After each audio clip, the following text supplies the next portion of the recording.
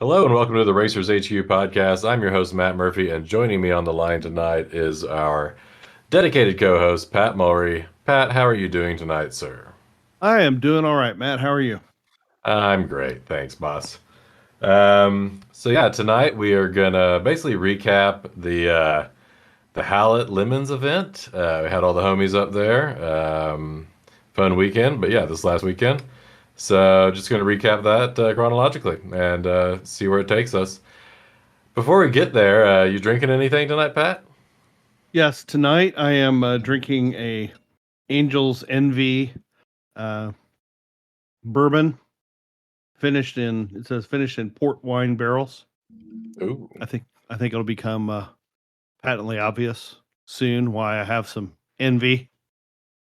All right, I like it. Foreshadowing. That's right. Very good. Not that not everybody that already listens to the podcast wasn't there to see it, but anyway.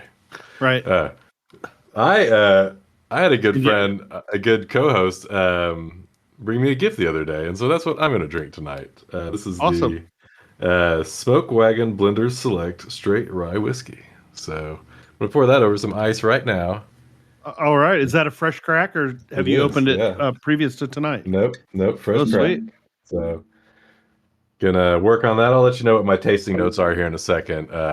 Give it a second to cool down. All right. So, Well, cheers to cheers. you, Matt Murphy. Cheers to you, buddy. Yeah, thanks for that. Thank That you. was very kind of you. Yeah, All absolutely. right. Let's get this going, right? So we've been talking about this race. We've been excited about this race. We got a new build for this race. We did the AHOD. Everything was, pointing towards this event for us.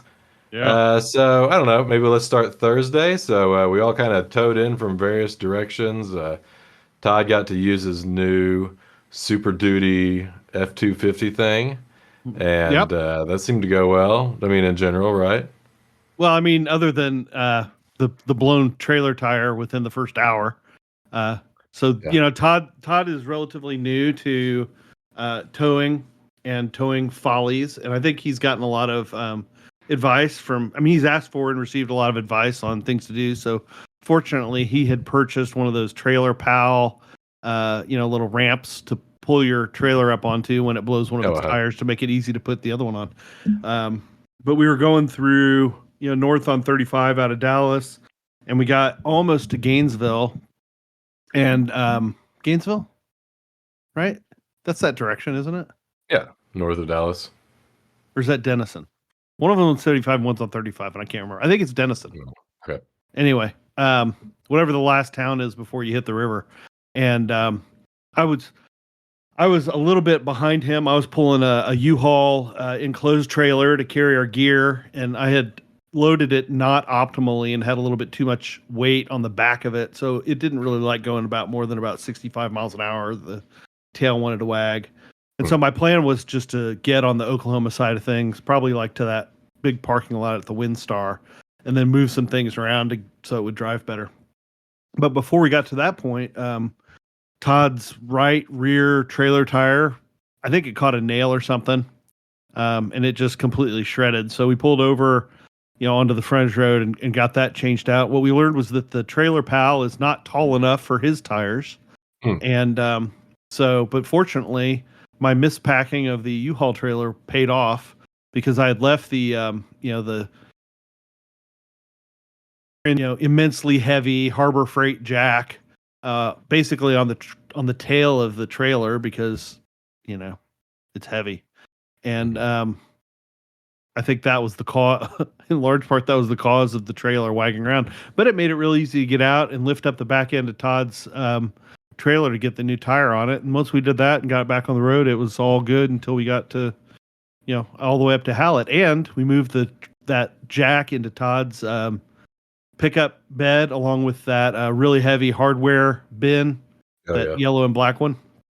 I put that in right there too, and moving both of those, completely changed the dynamic on that U-Haul trailer. So I guess I didn't realize how sensitive those are to to where the load is, because they say don't put more than 400 pounds of tongue weight or something on that, and that's hard to to measure and like, have 60% forward of the front axle and all that. And I suppose you could probably figure it out with some sort of, scale, but Mm-hmm. I didn't. But yeah, we got there. Everything was good. You guys Nice. got there? Yeah. Real quick, going back to that tire. Pro tip, guys, if you've got a trailer, put the radials on it, man. Like Oh yeah.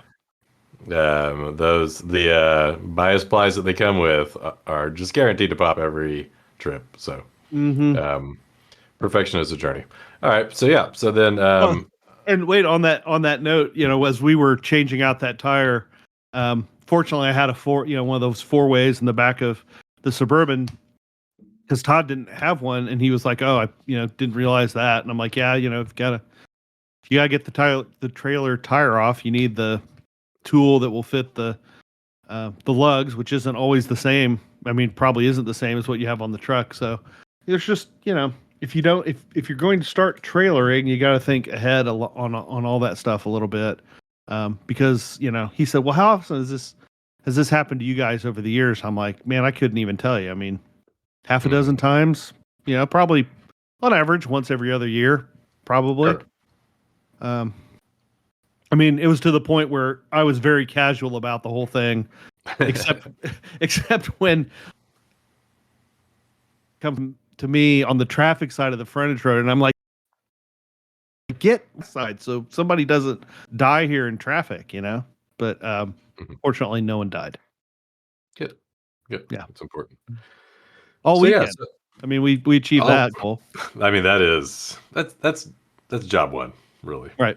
Yeah, because everybody come home alive. that's right. Yeah, so I rolled up with the trailer, the car hauler, but I didn't have a car on it. I had my new to me ATV Yamaha Big Bear 400 and a two-stroke buck 10 scooter, and I don't know, some extra What was that? tools What was and the name on camping. that thing? It wasn't a rascal. It's a The Rattler Buck 10, rattler. That's the right. Rattler Buck 10, and it is loud as piss. Yeah, it's like somebody put a souped up exhaust on it and somehow made it louder. Yeah, it's the best. We were so that was like stunt and exploding mode, basically, was what Oh that yeah, was. yeah. Yeah, so that was fun. And but yeah, pretty uneventful, mount up there. We got everything unpacked. I mean, it's nice when you have the extra capacity, like in the you're not having to just like Jenga everything in there. Right. We've started to figure that out. Go extra on the capacity, right? Definitely. So yeah. Um, Yeah, very good. And then I don't know if there's anything else that happened, but I kind of wanted to talk about the track walk. So Yeah. Hallett's pretty cool, and also just kind of get your because I know you love this question, Pat. Get your first impressions of Hallett. Uh, so, um, but yeah, so we took the various bikes and scooters uh, with Roland and what was it, Todd and you Yeah. Yeah. That's right. The and four of us. myself, and we walked to the track, and I had lots We of we opinions. drove the track very slowly on these. We had two electric push scooters and your Mhm. ATV that was working Yeah. at that point, and Roland Yeah, it was. was working at the time, and the air was rapidly leaving the right rear, so we were having to Oh, kind that's of right. ride on one side of it to balance it out. But we figured it out, right? But Yeah. yeah, yeah, I don't know. I was trying to be a decent coach and point things out. But any thoughts on the track walk? Any thoughts on the track, Pat? No, First time there? I thought you did a great job with the coaching, and pointing things out. Um, I, it's a nice little track. It's a shorter track that threw me off. That I mean, it's what, maybe a mile and a half, mile and three quarters. Yeah, And so I was not. This is obviously my first time there. I wasn't expecting it to be as short as it was, but it is an interesting track. I mean, it's nice to have elevation change, which like you don't see at Houston and you don't see at NOLA. And elevation change is my. I mean, I think that's what makes tracks interesting is when you've got a right. lot of that to deal with, and it's a very pretty track.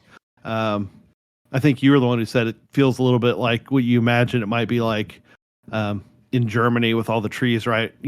Pretty close to. I mean, not right on the track, not dangerously, but it's in a very forested area, and Yeah. it's a pretty track. It could probably do with a resurface. Would be welcome there. Which of the surfaces on that track would you resurface? All of them, or like just more patches? Yeah, I might put patches on the patches. Uh-huh. Um, I might go that route. Yeah, I mean, Yeah. I like the track. I think it would have been, um, foreshadowing, interesting to spend more time on it in the car. But Yeah. I think it could have been a really fun track in our car. I think it would have set up pretty nicely for it. Any of those complicated corners a highlight at all? Like, did you like the 7-8 or the 4-5, or were they just You kind of know, meh? I think I would have. I think it would have taken me a while to get used to. I don't know. I don't have the map memorized. I don't have one in front of me. After you come out of the low speed left hand turn, and then you go uphill, and then there's the right hand that's kind of the increasing or decreasing radius to the right Mm-hmm. that you have to at the top of the hill that you really have to get all the way right against to then get back, left and out. Yeah. Is that 6 maybe? 4-5. Okay. Six is the U-turn down the end of the hill. Oh, okay. So I think 4-5 is one of those that I might have gone, an entire race without feeling like I ever really got it 100% Sure. correct. And then I really liked whatever they call the S's there, into the hard right hand turn. Kind of Yeah. the I could 7-8. Yeah, I really enjoyed that almost right from the start. Like that just fell in naturally. Um, Mm-hmm. in practice, like by about probably the 5th lap that I was out there, I felt like I had that one pretty well down, and then would be able to um, slice and dice there a little bit depending on traffic and Sure. what was going on. Like that could have been a good advantage one. The turn, whatever the last turn is, could have been challenging too until you kind of get it right. And once I was out there on that practice lap, I was you were saying there's a lot of lines that you can take through there to make it Mm-hmm. work, and Mm-hmm. I could have seen that definitely. Mm-hmm. Turn 1 I think would have been real interesting to see um, how little braking you can do and still make it work. Right. Yeah. I was Uh, overslowing going into there just because I wasn't really used to the car yet. But yeah. yeah. But that's one, I know you guys have always talked about that you can take a lot of speed Mm-hmm. through that turn. And it was one that, on my first couple laps, I was definitely over braking for it. I'm like, wait, there's like you laid apex this, you could really make this cook. Yeah. So yeah, and I mean, the staff there were all very, very friendly and, super nice. And I think glad to have Lemons there. And, the facilities are a little dated, maybe, although they've got that brand new pavilion with the AC in it that was really nice. But I think they're doing. It looks like they're putting some money into the facility, so Yeah. I look forward to going back next year. Awesome. Yeah. Nice. Very good. So that track walk was fun. We did a little bit of recon on the pit lanes, right? Mm-hmm. Trying to figure out what we were going to do. It was still a bit confusing. They were going to have us. I don't know. I mean, I really wanted to try to avoid steep hills and mud, but I just Yeah, really didn't see how that was going to happen. yeah, But we didn't really get a chance to test it either. But yeah, I'd love to get some more intel on what worked on that. Maybe we could ask one of our competitors. yeah. And if anybody were listening to this that has anything to do with Hallett itself, like that would definitely be a room for improvement for endurance racing. Would be to maybe pave over some of that grass area on the Mhm. cold pit side of the pits, because it's all just grass on that side of the barricade, Yeah. the guardrail, and so that you could get in there with your pit carts and and fuel carts and all that, and not be on hot pit lane itself while you're doing that. But I mean that's a small concern. Well, it would have been a real concern if we'd been there on Sunday when it was really raining, because that's all red clay. It would have been super slippery, I'm sure. Yeah. We should definitely get a hold of Tetanus and ask them what their experience Yeah, was like. That'd be yeah, interesting. Very good. And then I made the mistake of trying to make El Patron the best Mexican restaurant in Sand Springs again. I keep yeah. trying this, but we loaded up the SUVs and headed off to dinner. Um, I love El Patron because they have the bone marrow tacos, but they didn't give me very much bone marrow. Service was a little sluggish. Got to come up with a new spot, but I don't know. Maybe I'm fast forwarding ahead too much. Did we do anything else at the track there Thursday, or? No, not really. It was Thursday night was pretty chill, and the car came off the trailer ready to go. So, um, I think we maybe switched the tires Thursday night from the roller set to or Yeah. did we do that on Friday morning? I don't remember. There wasn't a whole lot to do other than kind of set stuff up, and I think one of the tough parts. So at Hallett, they have these things they call race ports, which are you can rent, and they're carports, is what they are. They're like they're big, really 4-car carports. Mm. And so we had one of those, and they're very nice for, um, like for sunshade, but they're open on the sides, and so that was a little bit of a concern for us was, that everything was going to be because the forecast was for very wet weather over the weekend, especially on Sunday. Friday and Sunday were both supposed to be really wet. And I don't think we got a lot of it on Friday then, as it turned out, but I think they Mhm. did get pretty wet on Sunday and maybe even part of Saturday. Mm. Yeah. Um, so that was a little bit of a concern for me just because you don't want all of your, you know, spare parts and electronics and everything getting soaked. Um, Sure. Yeah. that's definitely something for us to think through next year if we're looking into um, or for when we go back, Yeah. how to dry in part of that a little bit better so that we don't have to be concerned about that. Yeah. I wonder if we Yep. could partially work out of the back of an enclosed, right? Like maybe No, a that's slightly true. larger enclosed than what you had, and just keep our stuff in there, Yeah, no, especially that's spares definitely and true. stuff. Yeah. If it was a really enclosed trailer and not, that U-Haul 6x12 trailer is great for what it is, but you don't want to be, standing up in it for Yeah. very long because I mean, it's not really 6 foot inside. I don't think. And certainly for Yeah. you guys that are, taller than 6 foot, it would have been a That's fair. very Yeah. Ichabod Crane experience for you. Very good. Well, sweet. Yeah. So then I guess fast forwarding to Friday morning, it was test day. Uh, Fairly uneventful, you know.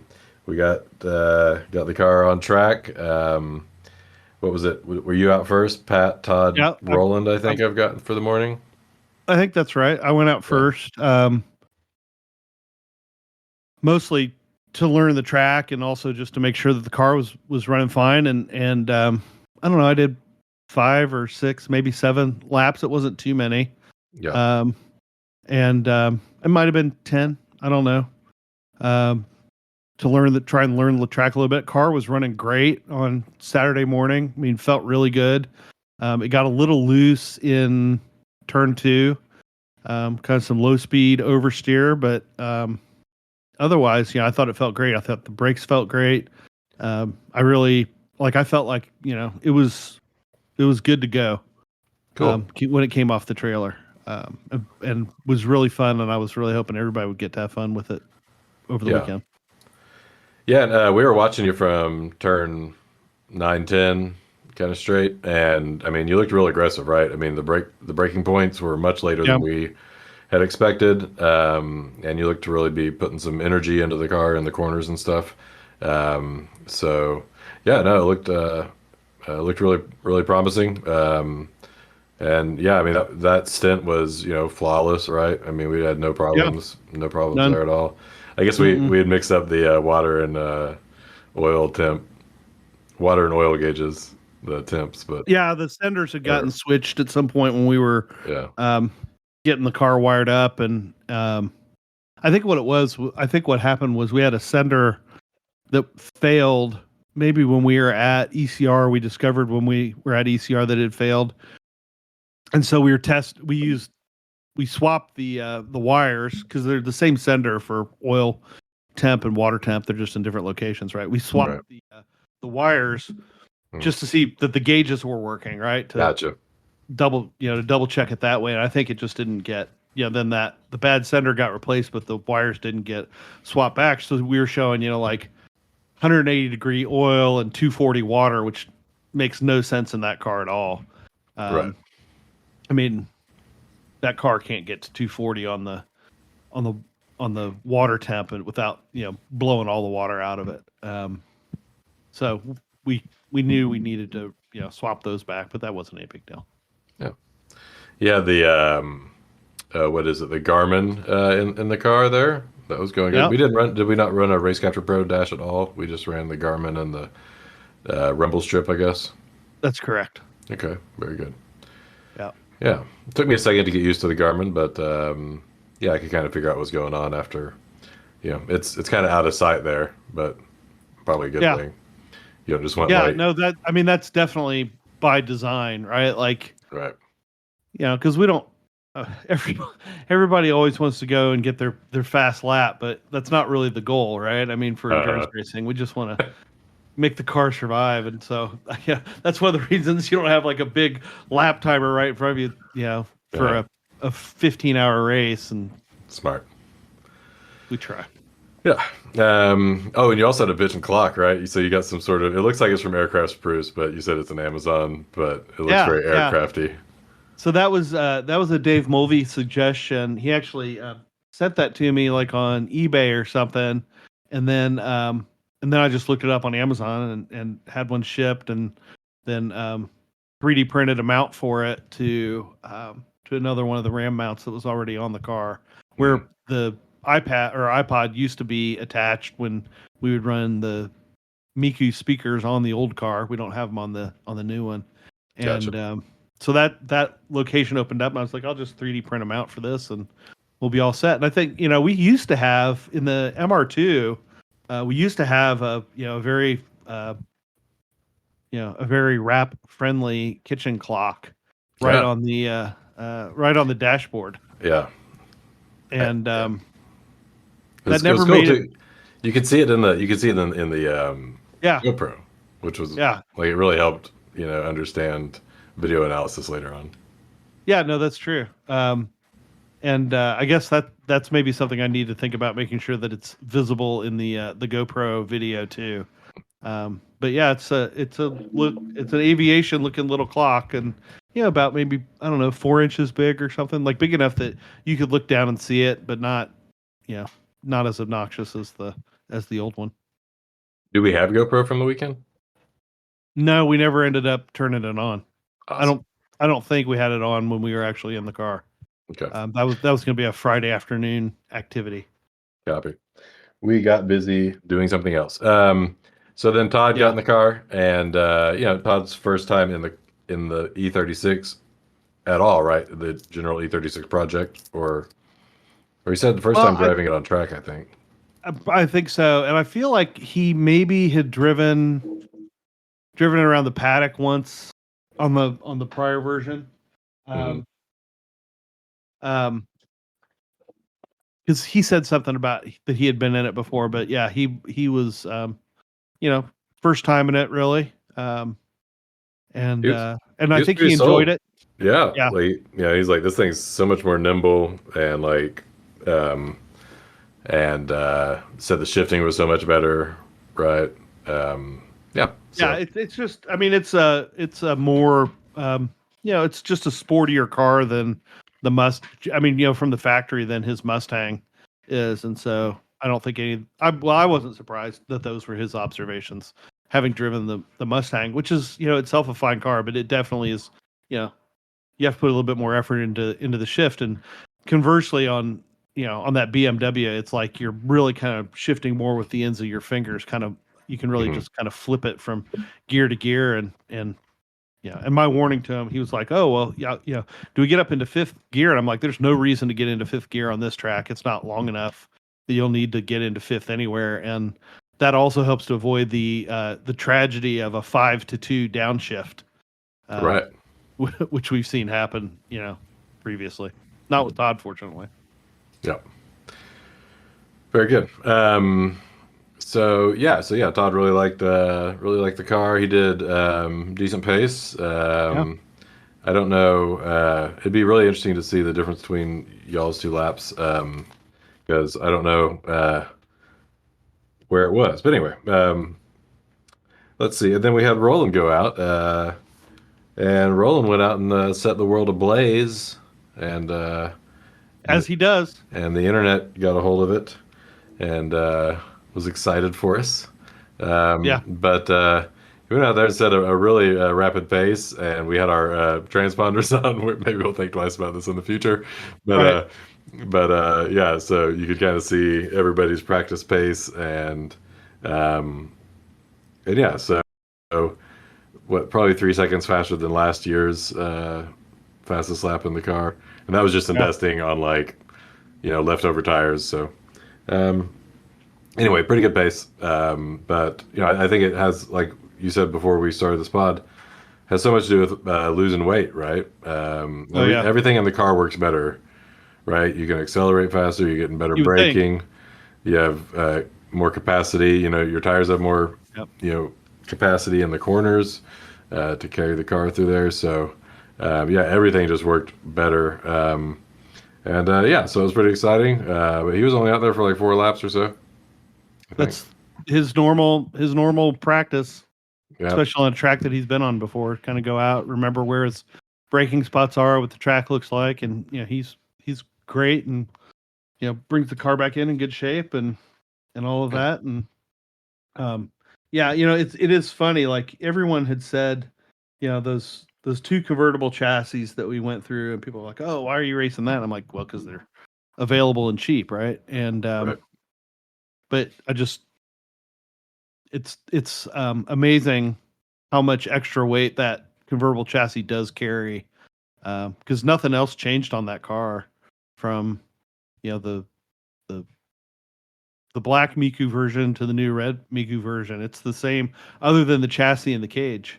Yeah. Now the cage may have been a little heavier in the other car, because I think we built that with I know we built it with 1.75 diameter steel, because the car was close. We always knew the car was going to be close to or over 3,000 pounds fully wet, and that's the line in lemons, where if you're over that, you've got to be running 1 and 3/4 inch tube. Oh, But okay.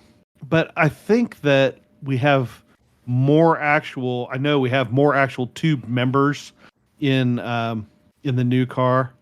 Um, we've got because we've got the backstays cross braced, and I think we've got an extra cross roof member. Okay. Triangulating the top that we didn't have in the old car. Yeah. So I don't know that with the extra members, I don't know that the cage on this car is any lighter than it was on the old one, but the chassis, I mean, it's just incredible how much. I've probably said this on the pod before. How much Hmm.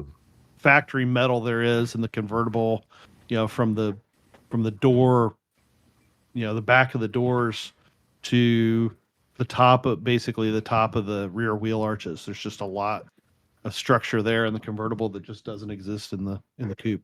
Hmm. So Fascinating. if you're out there thinking about building an E36, the coupe is definitely lighter, and the convertible, junked out convertible chassis are much more plentiful. Oh So yeah. yeah.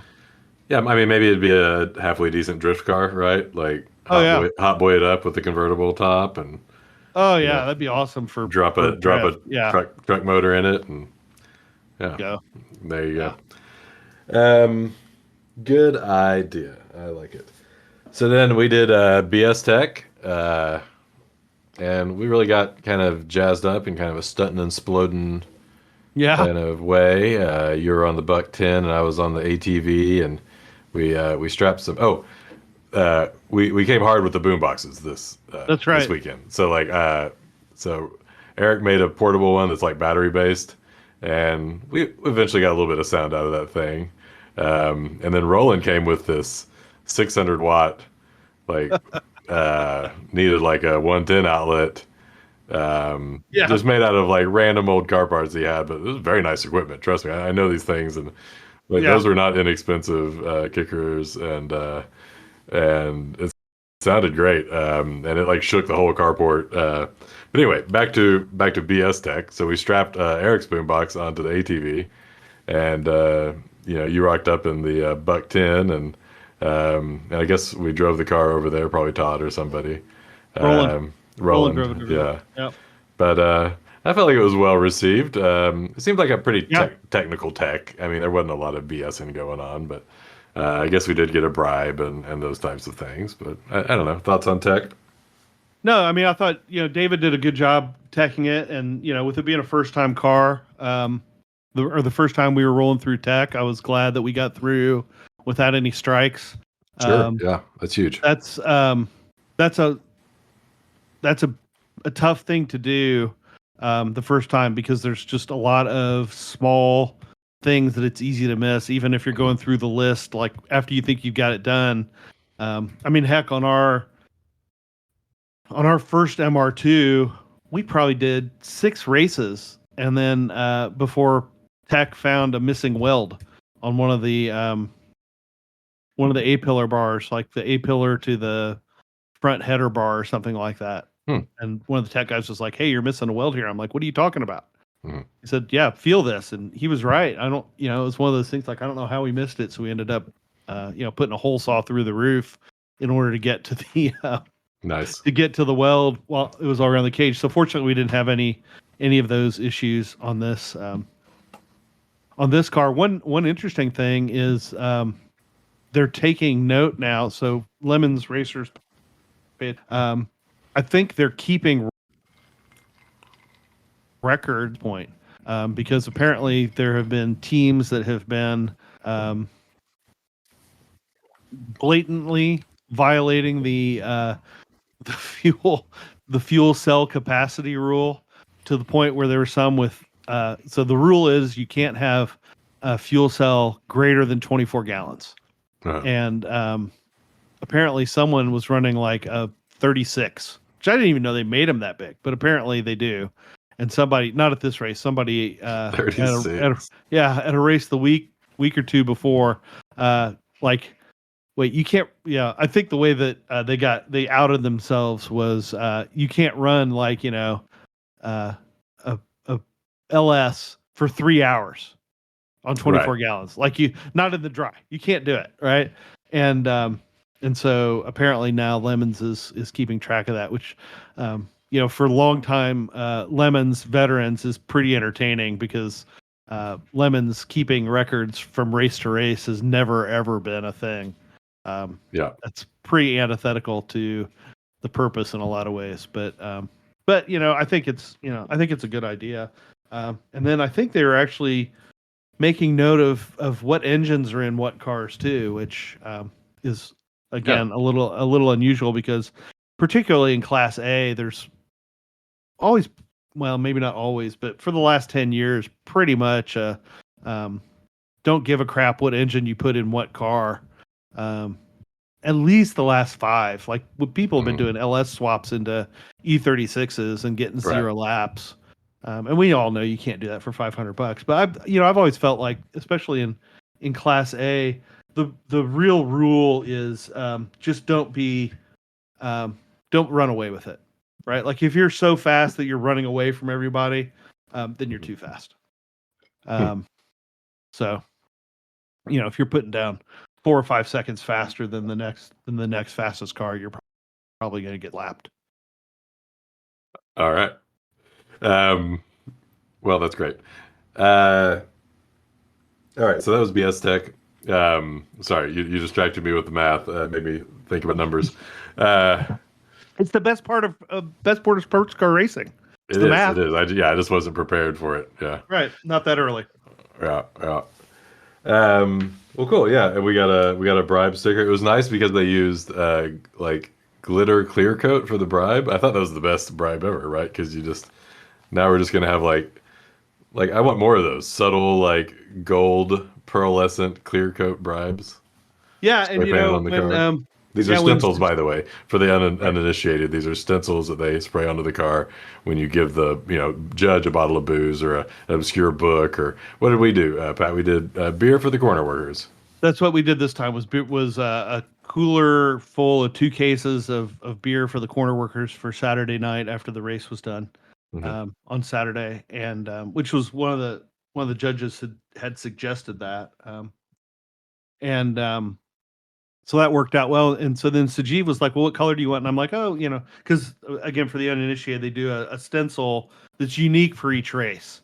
Um, and so he was like, "Well, what color do you want?" I said, "Well, maybe black because the cars, kind of red and black and white, and black on red would look good." And then they had that like it was like it's supposed to be a shiny, glittery paint. And I was like, "Oh, well, let's see what that looks like." Right. And then we spray it on, and we were both kind of disappointed because you couldn't really see anything but like the oily sheen from where it had been sprayed on.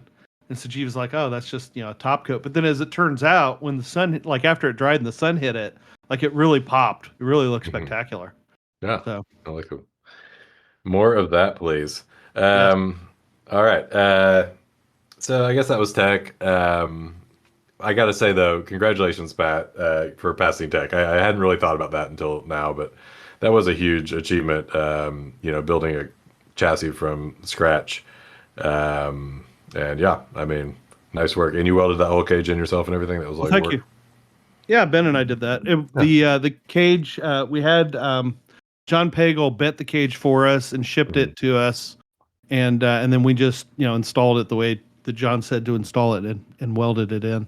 Um, Yeah. and I don't know, this is the, I don't know, fourth or fifth cage that we've done. So we're not pros, but Mhm. we've done it before. The tough part is getting the like the fish mouth, like the length, because you don't, Mhm. obviously you don't want them short, you don't want a gap, so you just kind of have to sneak up on it a little bit, and just some patience and taking your time. Um, Yeah. so Nice. Um, So anyway, then we probably had some fried bologna sandwiches. Eric was making lunch, and then we put me in the car. I did great. It was you did great. fantastic. And let's see. Yeah, so I got about 3 laps in and started noticing it was difficult to shift, and I did feel like the pedal was a little floppy. I did notice though when I was sending that car through corners. It had a lot. It was just fun, Like I could get the rear end to wiggle just a little bit, coming out of 2 and 9, But it was very catchable, right? Like I was never afraid. It was Right. like the rear would just kind of kick out a little bit, and I was just like boop, but it felt fast, um, and it's a wild how deep you can go to the braking zones in that car. It doesn't feel like it because it's got a very long pedal. And I have a theory. Yeah. I think we have an insufficient master cylinder for all the safety gear we have in our braking system. Oh, That's the thing at Miatas, and I'm assuming it's the same general concept. But typically, you got to bump up your master okay. cylinder diameter, like another notch up to run bigger brakes. But something to think about. Oh, that Yeah. is news to me. So that's good. Alvalin told you to source one of those for us, Sure. Yeah. Perfect. I'm because glad I that's said something. that's the that's the stock E36 master cylinder that came on that Yeah. car. Yeah. Hopefully we can find something that's not too cheaty. Maybe like another like an E46 part or Uh, something. there's no such thing as cheaty when it comes to brakes and lemons. All right, nice. It's Unlimited 100% brakes. 100% safety equipment. Nice. All right, we'll go Willwood remote reservoir. Sweet. All right. So yeah, that was a tasting note. I mean, you really had to just put the brakes to the floor and just trust. Like I'm not. Roland and I talk about this all the time. I'm not used to the brakes in that car. Like they feel squishy, but they are very effective. And you just have to Yeah. trust. You just have to put your foot on the floor, and the car stops on a dime. So it gives Right. it kind of a weird amount of like modulation, Yeah. but it's it works. I mean, we seem to be able to drive the car at a decent pace. But yeah, man, like that thing had great braking performance, everything else, and good acceleration. But you could just tell again with the lightweight, it was just working everywhere. So Yeah. I really love driving the car. I'm glad you And enjoyed it. then, but then I had to bring it in, like I had to coast it in from like corner 6 or so. because I just couldn't shift the car anymore. And so we brought it in, and I immediately told Eric, I was like, "Man, check that pedal, because that pedal looks weird. Like I could see stuff hanging down from it, and like it was floppy." And sure enough, I think the pedal assembly had kind of missed, like a few pins had come out or something. So Yeah, I think that's what it was. Is the pin that kind of holds the return spring and something else had managed to wiggle out. Um, so Eric got in there and did some car yoga and was in upside down and sideways and all that. Ended up getting it all pieced back together. That's a shout out to printed instruction material. You know, we've got the Bentley book that goes with us to every race, mm-hmm. and it had a picture of like what that an illustration of what that assembly should look like. And it was like, you know, flip to the page, and Eric looks at it, he's like, okay, I know how to put this back together, right? Yeah. And I was thinking about, you know, if we didn't have that and we're like, oh, we can find it on the internet, like we wouldn't have even known what to ask for, you know? Yeah. Like the E36 query would have been clutch pedal assembly. yeah, but you know, who knows what you get then, right? Yeah. Pedal pumping videos and that sort of thing. You might end up in a subreddit somewhere. That's right. Yeah. Subreddit from which you never escape. Yeah. And so Eric got in there and did yeoman's work, got that thing put back together, and then did you and Dave bleed it then, or were you working on? I think you were working on that. Yeah, night. we messed with it at night, but it wasn't very effective, I don't think. But I think yes. I think what we need to do is work on our reverse bleed technique for that, right? Given because that slave cylinder is a real pain and always has been to get bled on that car. And I think the reverse bleed would be the way to do that. The like squeezing fluid through the nipple, I guess, if you will. Yep. So another idea I had for that, so hear me out. Run a braided line higher up into the car, like into the engine bay, so that you can do that operation through the engine bay. I like that. I like that a lot. That's how my K-Miata clutch is, because it's inside the bell housing, and so you can't get to it at all. Mm-hmm. So they run that bleed nipple into the engine bay, and I just have it like hard mounted to the chassis somewhere. That's smart. And really all we need is a big a very big syringe to do it. Yeah. Cool. It's just room for improvement. Yep. So then we fixed that, and then we tried to put Steve in the car. We tried to put Steve in the car. Oh, that's right. We did. Yeah. Poor guy had forgot his wristband, and so he had to run off to get that. But we put Eric in the car, trying to, save daylight. And he went out for a couple laps, and here's where it gets funky. He heard a clunk and a putter, and brought it in, and so we tried to see what was happening with the car, and it kind of goes downhill from here. Like we started to I guess we saw steam, didn't we? That was like the first thing we saw. Yeah, so we got it in the air on the jacks and on the quick jacks, and like, okay, let's look under the car, and because he heard a clunk by the transmission. Do we have is the exhaust broken or what's going on? And get it up in the air, and we're all kind of standing around, and we start seeing smoke coming off the car by the exhaust pipe, right? And my concern was those quick jacks have like 4 rubber blocks that sit on top of them between the jack and the car.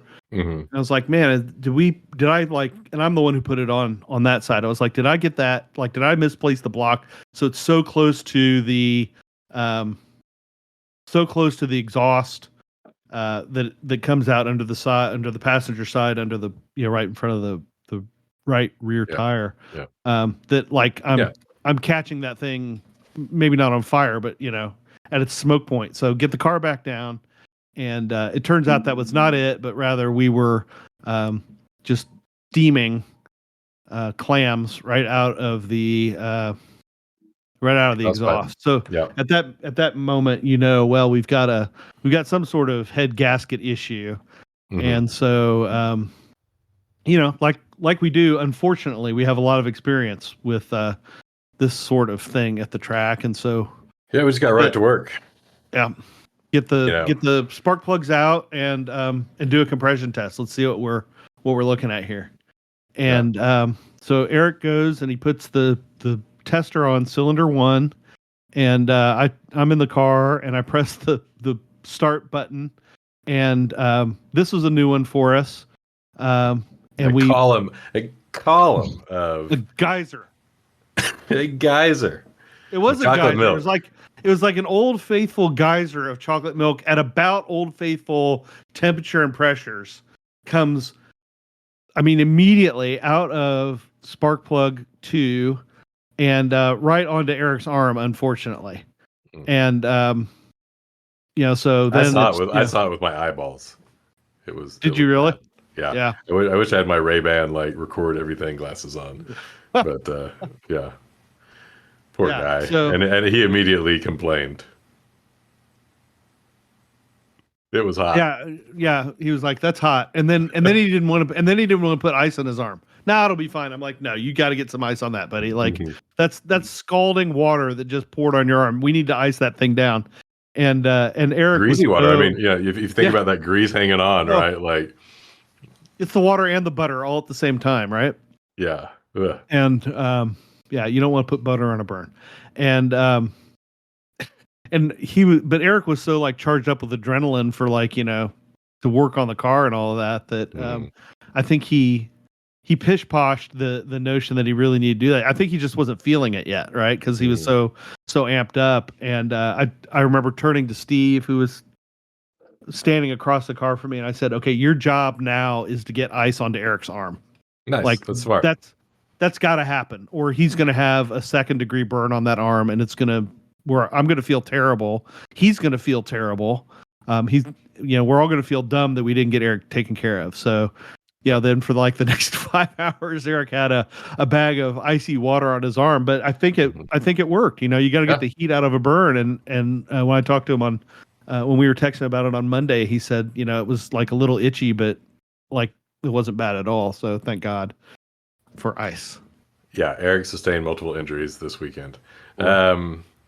Yeah, so that was gross, and then we thought at that point we got a major issue. I think we were still like leaning towards blown head gasket, which I guess is kind of what happened really. But yeah, so we just continued to tear the car down. Like, you guys have this figured out. I mean, I'm just there, as an assistant. I'm capable enough. Roland and I talked about this the other day, and it's like we're the kind of mechanics like if something like that happens to us, we're packing it up, right? Mm-hmm. Like we'll change, an alternator, maybe, that kind of Right. stuff.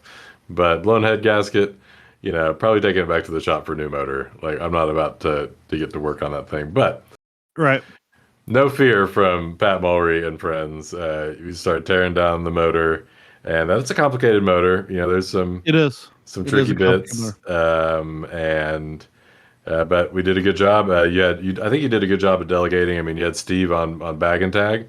I mean, that was perfect, right? Like, Yep. and yeah, so it was all. I mean, all of that disassembly was working out well, and I guess you then had made a phone call, got Ben on the line for kind of next Yeah, operations. yeah. Before we get to that, I think Sure, that's yeah, one of the benefits of the bunch of us having raced together for more than 10 years now, right? Like, um, we're pretty familiar with each other's strengths and weaknesses and abilities and comfort levels, and and so it's important to keep everyone involved, but at the level that they're at their 90 to 100% level and not at 150% level, right? Like, sure, because it's not good for anybody. Like if I said to you, knowing that like BMW head replacement is not in your wheelhouse, like I right, know I have no question you can figure it out reading the book and like going through it, but not like, and we need it done in the next hour, right? Like right, that's where like Eric and I have done that together. We can get in there and be working on the same thing simultaneously and just need tools handed to us and talking and like, mhm, and all that. And like, Steve and you and Roland, like, here's these other things we need to do. Can you guys do this? And everybody, and I think we're at the point now where everyone's comfortable with that too. Like, I know that this is a role that I can handle, and I can also add other value in doing these other things too. Like, like Eric and Pat, do you need, because it was warm and humid, like, do you need something to drink? Like, let's make sure you stay hydrated. And that was very helpful too. So I felt like, in a lot of ways, it's like that's when the team is like, pardon the pun, but like, clicking on all cylinders because everybody's doing something that they're capable of doing and helping and all of that. So that was great. But yeah, so Ben was planning on coming up to the race on Saturday anyway. And I guess I started off by texting him and said, well, we just blew a head gasket. And he said, well, I can, like, his Friday afternoon, originally he had meetings scheduled all afternoon. And apparently he opened up and he's like, well, look, I can bug out anytime if you need me to. And I'm like, okay, get on the road. Like, go by the house, pick up. I had a spare head sitting here, some other tools that we were going to need, some other parts to do this.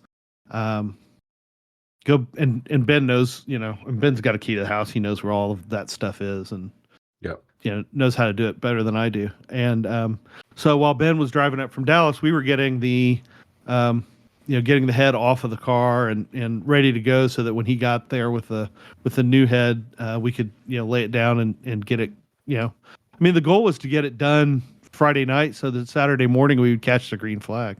Yeah. Yeah. So, so he got there in a timely manner. I mean, I felt like, before 10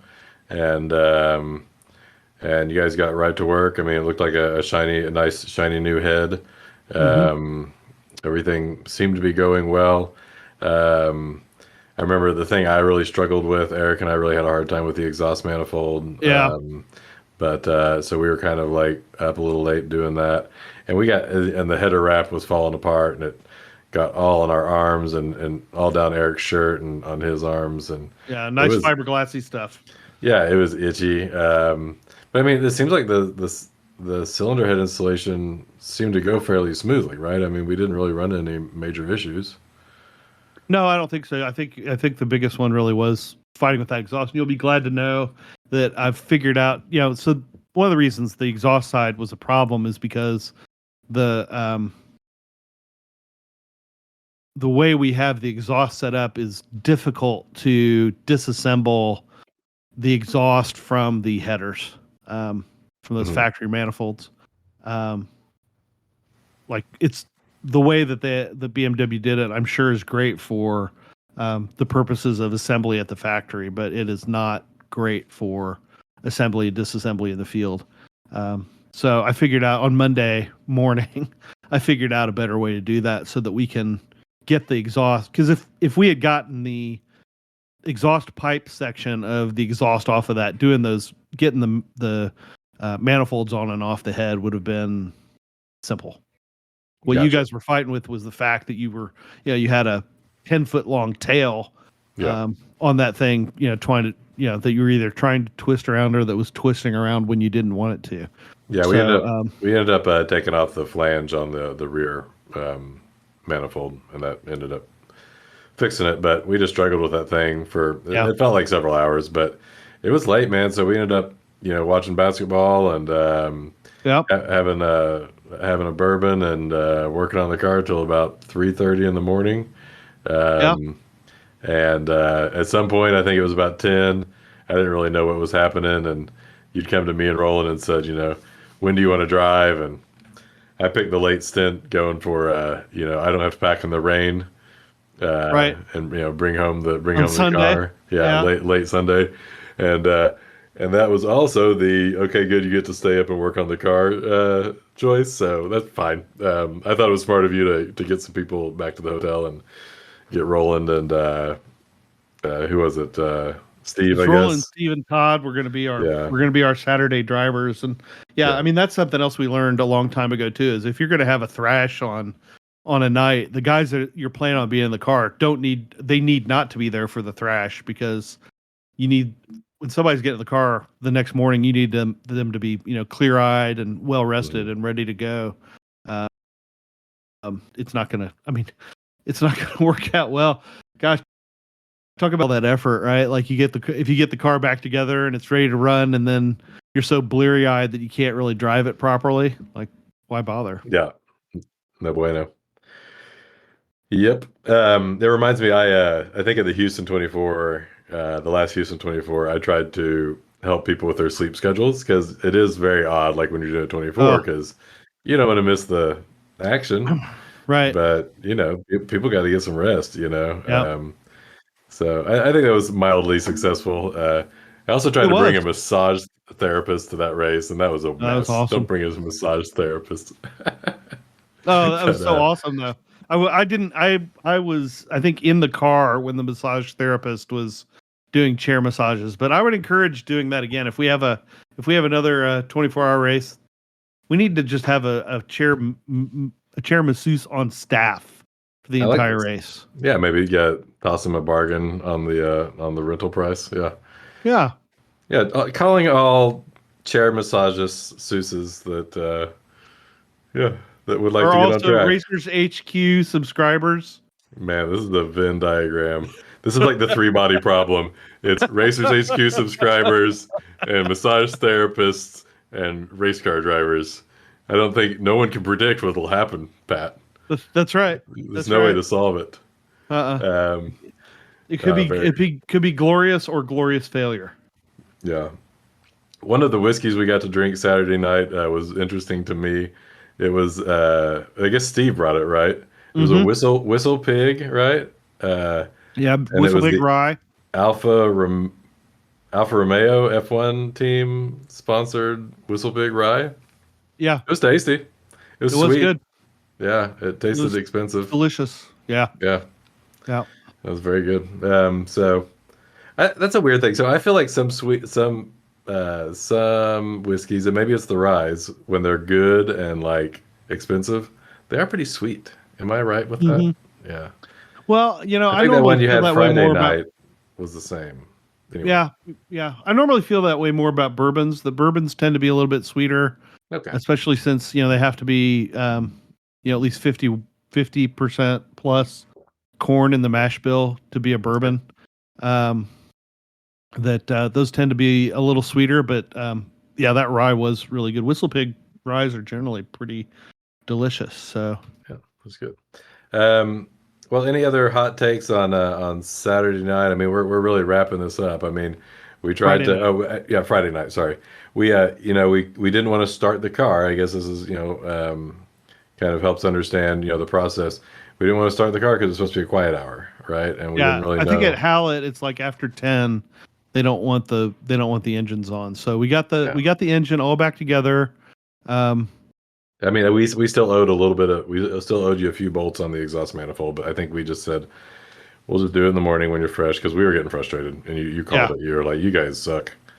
Like, I did not say you guys suck, and I did not think it either. But we were worn out, and it was like, let's yeah, just come back and get the last couple things that we knew that we had to do. Let's come back and get those with a little bit of rest and some clear eyes.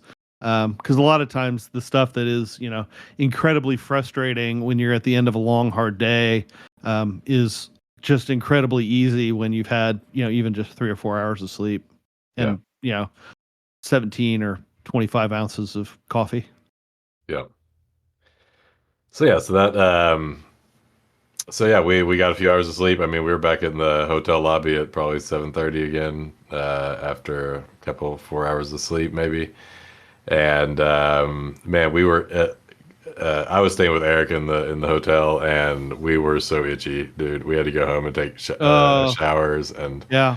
like we could not get that fiberglass off of our arms, and for days, I was itchy with little Oh, tiny but there's a needles. tip. There's a fiberglass in your on your body tip that we got from Steve Nicks. I forget where Yeah, it was. He said when he was like in high school that he worked that he had yeah, exposure, like maybe at a boat shop or something, where he had yeah. exposure to crappy fiberglass. And he said if you stick a bar of soap in some pantyhose and Hmm. then use that to wash the fiberglass off of your skin, that the pantyhose will pull the fiberglass along, and then you'll clear your skin that way. So, unfortunately, there weren't any Well, pantyhose shops open at 4 in the morning. Eric refused to let us use his pantyhose. You know, so no, I just. Those are Um, control top, for God's sake. yeah. What do you think I've made out of pantyhose? Anyway, yeah, good pro tip. I didn't get a chance to try it. I did try other things. They didn't work. Coconut oil scrub didn't work. Anyway, so Peanut maybe it's butter, pantyhose. Yeah, peanut butter chewing didn't work. gum. No. Um, so yeah, we got back. We thought we'd get back to the track, and we thought we would get the car ready to go. I mean, it was still pretty sus, and we fired that bad boy up, and it kind of sounded like we had maybe an exhaust leak. Yeah, yeah. Yeah. Little exhaust leak, and then how was it we discovered that we were not racing on Saturday? Oh, we It, did another compression test, oh, that's right. Okay. and this was probably about 10 o'clock. We were. I mean, there was still momentum there. I thought we were like getting somebody in the Yeah. car. We were like, getting suited up. Like, let's just figure out what the problem is and get this car on track. And we did a compression test, and I remember it. I was sitting in the That's right. chair, and it was just like wah, wah, wah, and then the sixth one, it was just like nothing. Like, I was like, Yeah. "Are you even plugged in? Like, is this even?" Because it sounded completely different. It was just doing Is nothing. this thing on? Yeah. Right. Yeah, Uh, for those who were not present, but are familiar with the compression test, you plug the thing in, you press the start button, it goes chug chug chug chug chug, and then you've got your numbers, right? And our numbers were coming in low, but yeah. that wasn't that surprising because that engine's been running for 4 years or something like that. Um, and then Eric puts it on the 6 cylinder, and the starter motor just whines. Yeah. Wah, wah, wah, wah. Yeah. It Yeah, was like, and ugh. like it just and like, Yeah. do you have that thing plugged in? And he's like, I don't know. Let me try it again. Yeah. Yeah, it's in. We got zero compression on cylinder 6. So Yeah. as it turns out, then we packed everything up and Yeah. headed home. Yeah. Let's just fast Uh, forward to some engine teardown because I mean, yeah, yeah, at that point we were done. Just pack it yeah. up. Zero laps turned. DFL for the race. Hmm. Um, so if it's checkers or wreckers, we were definitely wreckers Yeah. on Yeah. that one. We won practice. Yeah. Yeah, Woo. we won practice and didn't get a lap on during the race. So Ben and I hauled it home that night and got everything unpacked back at the house. And Sunday morning we went at it, hammer and tongs to pull the engine and figure out what was going on. And we got it probably 80 or 85% of the way torn down out of the car and torn down on Sunday in the garage. And when we took the head off, two of the, I want to say intake side valves were just stuck open, like bent enough, just enough that they're stuck open. How? And we don't know. Yeah. That's the real mystery. Because if it had been, and so then I was texting with Eric about it on Monday, and Does those things warp with weather or anything? no, I don't think so. I mean, that not doesn't with. sound like it. I mean, it seems like it would. I mean, we did get valves made out of Egyptian cotton, so maybe that's Oh. the problem. Did you wash them on the wrong temperature? We did machine dry them. Mm. I think you're supposed to let them. I think you're supposed to let them drip dry. Damn it, Pat. I'm never I going to know get to it. wear this sweater. But yeah, it doesn't make any sense because we should have had if that was the case, we should have 12 More. bent valves Right. on. I mean, now we didn't. I mean, the car didn't run for more than 15 seconds at low idle, and then a couple of revolutions as we were. So they weren't very bent, but on 6 for some reason those two valves had some contact with the piston. It doesn't appear, I haven't pulled them all to measure and test them, but it doesn't appear that any of the other valves are bent, although they could be very minor bent, and so that it would be replaceable, but not obvious to the eye. So you think that they definitely got bent when we put a few revs in the car? Well, I don't think they were bent when we installed it. Okay. They're all. I mean, I don't think. Yeah, I mean, they weren't new, but they were. I mean, they were used, but they weren't used bent. I mean, we had refreshed that head after it came off whatever engine it came off of. Yeah. But But I Mm, mean, the truth is, it's hard for me to eliminate anything. Maybe they were bent. But we're flush, and then they yep. spun and enough to stay open. I don't know. Yep. Um, but either way, those two valves certainly are going to need to be replaced, and I'll send the head. I'll take the head to the shop just to have them double check that it's not warped or Okay. not flat or anything like that. I mean, just So just we've got some parts. I safe. mean, but and Yeah. maybe going back a little bit, like we didn't really talk about the condition of the other head. Oh, that's true. So after we started pulling that thing apart, we were looking at the thing, and I think it was somebody that came by from another team that was like, "Look how this is all pitted right here on 1 and 2." And it was like worse on 1 than it was on 2, and Way there- worse on one. yeah, and that was definitely looked like it could have been where the blow by was, uh, but man, there's just a lot of water in that block too. I mean, Mm, are we pretty sure it's not a cracked block or anything? I don't know. We'll check it. Yeah. Okay. Yeah, I mean, we'll pull it all the way down and probably magnaflux it just to make sure.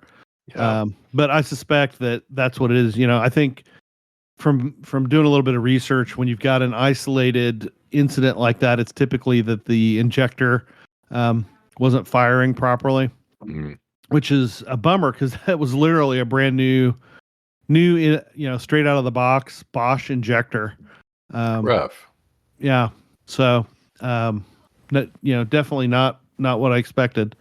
Um, but I think I think it pitted it enough to get under the under the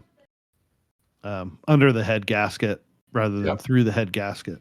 And that's how we got all that water in the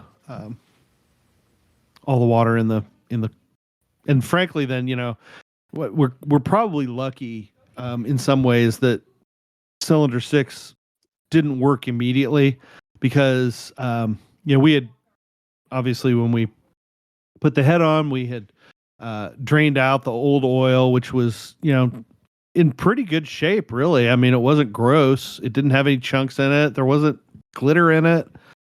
I felt like, Agreed. at that point I felt like we had dodged a bullet. But when we drained the oil out, the second time when we got back on Sunday, it was all milkshake. So Mm, there was a lot of water in that oil system somewhere that we didn't get out on Friday night, and we would have we would have windowed a block on Saturday morning if cylinder 6 hadn't told us not to. oh, well, there you go. Silver lining. Absolute Yeah. silver lining. Very good.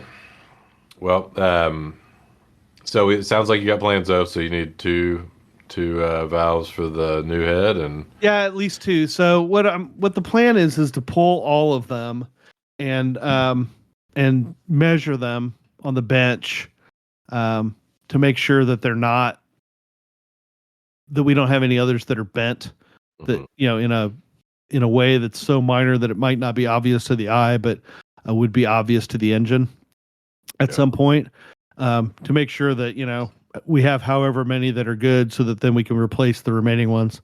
Probably take the head to the machine shop, have them double check it for flatness, and tank it and clean it up, and then put all the valves and all that back into it, professionally, um, cleaned up, and then I've got that the other engine, the blue block. I've got the lower end already built. It's been sitting there built in the garage for the better part of 2 years, okay. and I just haven't ever put the head on it. So, Hmm. which maybe that's lucky. Maybe that's Maybe what it's to do. not. It would have been a nightmare to change that engine at the track, but we could have done it. We've done it before.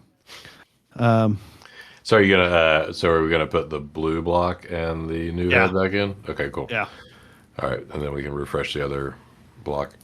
Very good. yeah. I think that's the optimal path from a time perspective to do it, and And that then that pitted head is toast, Dunsies, you think? I don't know.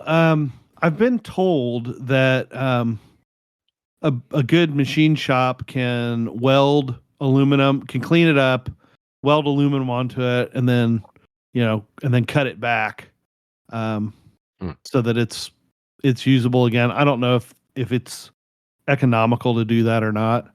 Yep. I've got another head sitting in the garage in the shed. Okay. That I don't even know where it came from or what condition it's in. So between the two of them, we've got another one to put back on that orange engine once we tear it all the way down and look at everything and then rebuild it back. And these are they're just stock engines. The tough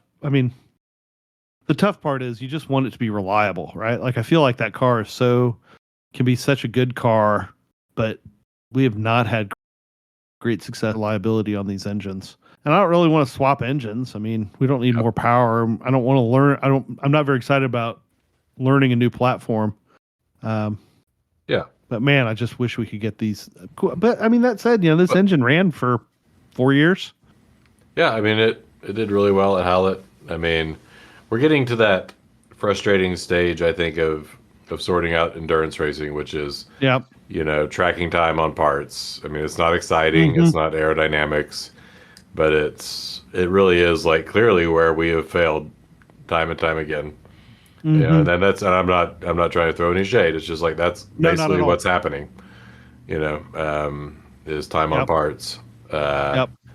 So yeah, we've got people that's literally their job on the team that could probably help us with that. We've got evidence from other fellow E36 owners. So I think it's not unsurmountable, but it is funny because it's clearly the reason we can still get decent pace and A0s, right? Right. Nobody expects us to win. Yeah, no shade to Party Girl Racing, but I mean, they're showing up. Thank you for showing up. It looks like a cool DTM battle is about to happen, but they're having a hard time. Neither of us make the track. Yeah. Yeah, getting on track. So yeah, tough. I guess we should give it while we're talking about other teams. We should probably give a shout out to our buddy team, Tetanus Racing. They did really well this race. Right. And they were up front most of the race. I think they ended up coming in second, but but yeah, great. Another guest of the show. Yeah, another guest of the show. So great job, guys. They were running some long stints. I think they've got a good mix of medium power, good drivers, long stints, good. I don't understand how. I mean, they've got something figured out on the fuel economy because I think they were running 3-hour stints or something crazy. Well, I mean they're in an E30, right? So they're running an M50 or M52 engine, probably an M50. So 2.5 liter BMW, straight six in a lighter car. Yep. So again, easier on everything. Yep. So good on them, and I guess an E46 ended up taking the win. You know whose E46 that is, right? That's JT's car. I thought JT's was a different car. No, I think that was his car. Wasn't it? I thought it was. Maybe I'm wrong, but I thought that was his car. Maybe I'm wrong. Yeah, I thought his car was more of a meowgical theme. But I could be wrong. But I'm going to feel bad now if it's not his team. If it wasn't, I'm sorry. Yeah. And thanks for hanging out this weekend, JT. And he brought us his already frozen cool suit solution that I bought from him. It's these, these liquid packs, I guess, for cooling down lunches and whatnot. But he brought those to the track for us, so thank you. And always good to see you, man. Good friend of all of the drivers and everything. Steve Nix is like his old buddy from way back. So. So that was cool. Dave came and hung out all weekend. We haven't really mentioned him, but he had the comms situation all set up. He was camping out up there and keeping an eye on everything, and kind of managed the TV, which is really nice to have somebody dealing with that. We got to watch some basketball, and we were ready to display stats and anything else we needed to do. So appreciate everybody's hard work this weekend. I don't know, Pat. Where else do we go from here? I feel like we pretty much wrapped up the weekend. Yeah, I think that is the weekend. The goal now is to get that, get an engine back in the car, sometime in the next couple of months, and get it out to ECR.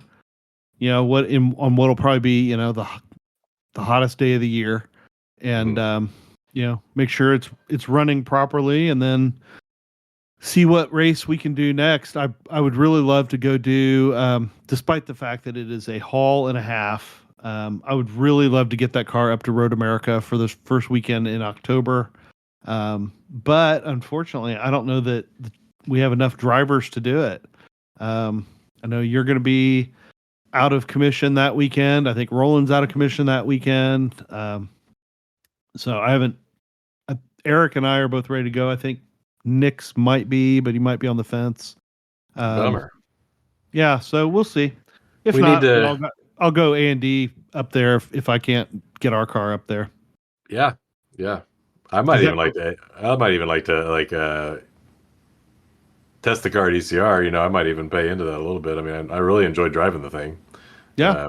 If we need a driver, I'd be willing to split some expenses on that because I just like to drive it again. Yeah. No, it'd be great. It's nice. It'd be great to put somebody else out there who's willing to sweat his butt off. Like in July. Yeah, I got this. Yeah. I bet we won't have a hard time finding an open weekend in the middle of July at ECR. I got you. Pat. Right. All right. Excellent. So if we don't make Road America, then it's the next race would be what, the first or second weekend in November, back down at Houston. So back onto kind of the normal part of the schedule. Houston, maybe Road Atlanta. Boy, this would be fun back in Atlanta if that car's running. That car would be fun. It was fun, when Dave and I did Road Atlanta, when we two-manned it in, what was that, December 22? Yeah. It was fun. And it'd be a lot more fun now with this car. Barber in February of next year, and then back to Hallett. Boom, boom. All right, let's get a spreadsheet and track some hours. We'll have 0 hours on the motor. That's right. You got this, Eric. I'm looking at you, buddy. Yep.